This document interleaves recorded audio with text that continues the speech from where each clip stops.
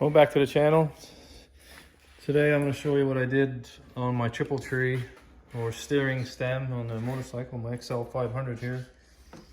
And this stop was broken, so I put a 8mm bolt in there and drilled a 6.8mm drill, tapped it out with 8mm, stronger than ever.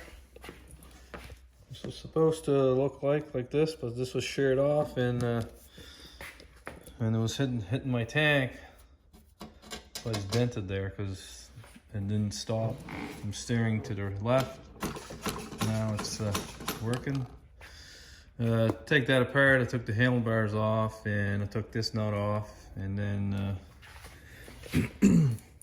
take these bolts out. This came out. There's a nut underneath here. You spin that out, and then this thing comes down, but all your ball bearings gonna fall out, so you gotta be careful. You gotta catch all your ball bearings. And the ball bearings on top too, you be careful, don't lose them. So I have my bike supported by a rope here and jacked underneath there so I could take my forks out. And I took this all out and tapped it out. So it saves you from buying this whole piece. Just put an ordinary bolt in there and she does the trick.